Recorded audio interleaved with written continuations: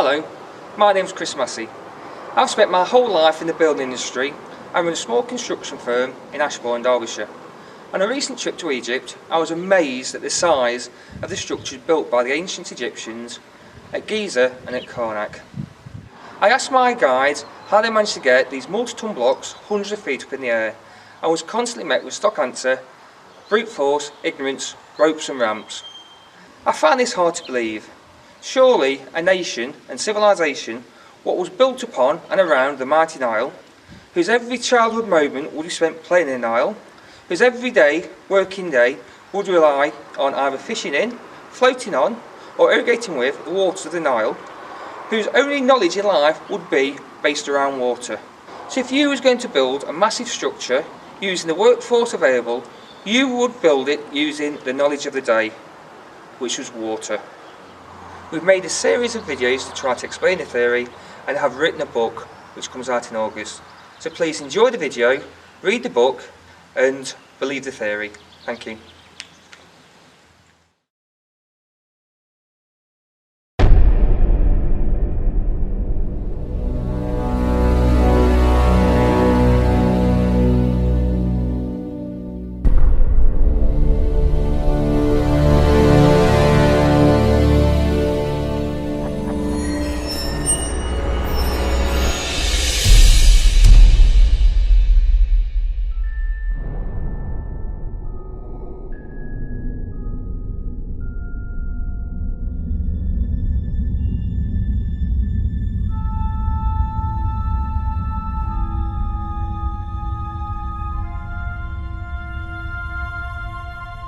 Our journey starts at the harbour, positioned close to the Great Pyramid Quarry. Each block is prepared for its voyage to the summit of the Giza Pyramid construction site by attaching floats. These floats, made of inflated animal skins and stomachs, are held securely in place using ropes and reed matting. Flood season arrives, and the water rises to fill the harbour and canal system.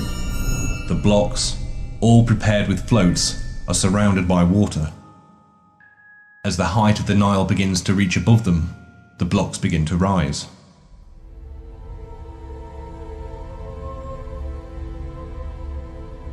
From here, in 3s and 4s, the blocks are guided down the canal to the causeway harbour using cattle oxen.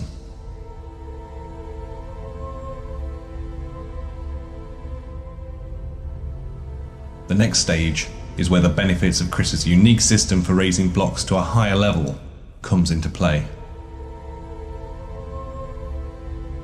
The causeway that leads from the canal to the pyramid precinct is essentially a massive pipe or culvert that seals in hundreds of gallons of water. Holding the water in place are 2 locks, one located at the harbour and the second at the halfway point where the causeway changes direction.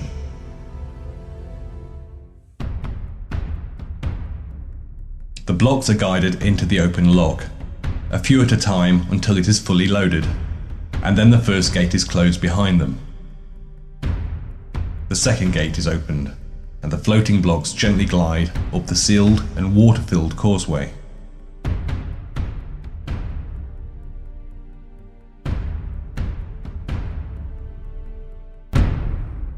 The second lock reduces the load on the lower gates from the many tons of water.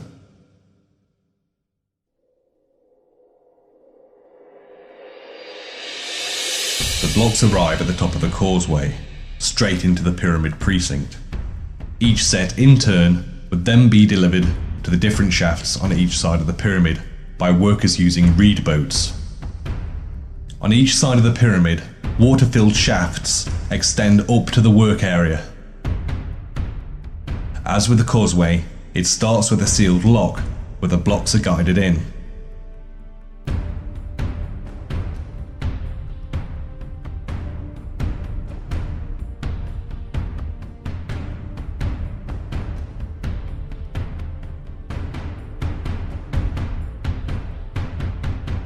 The second gate is opened. The blocks gently rise out of the lock and float steadily upwards, letting physics and nature do all of the heavy work.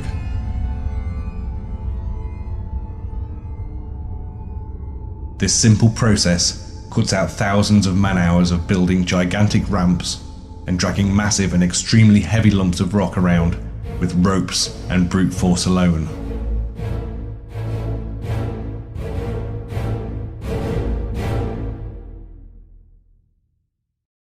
At the top of the shaft, the gate is opened, and the blocks float into the upper channel, which is also flooded with water.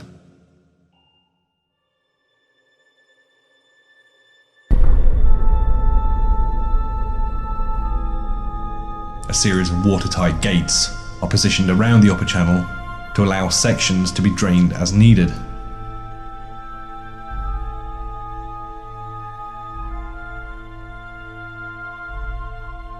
The smooth facing blocks, floated across the Nile from the quarry at Tura, are the first to be guided into their approximate positions.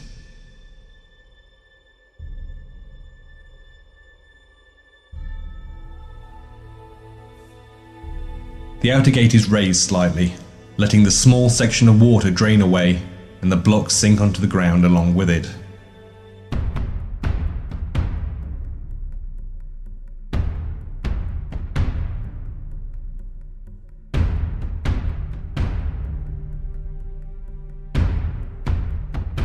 Then, the facing blocks are manually barred into their final resting place using mud as a lubricant.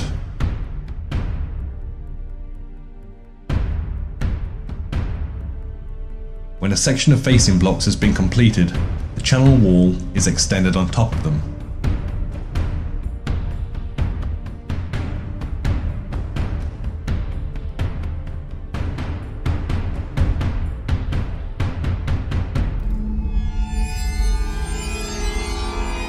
And is once again flooded, ready for the interior blocks to be floated into place.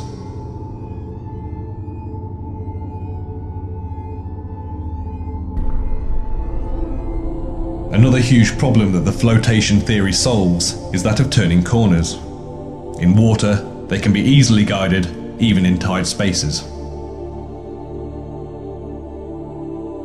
And they're guided into place using the water-filled channel maintained at the top of the pyramid construction site.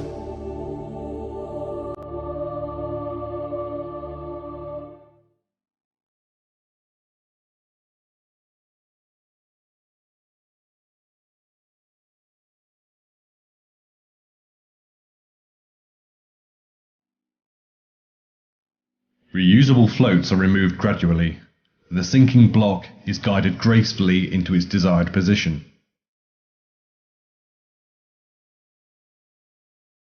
This process being repeated around the pyramid and at each level. Using this technique, the ancient Egyptians could have built Khufu and many of its massive structures without the need for vast workforces. But more importantly, with relative ease, using something they had in abundance: water.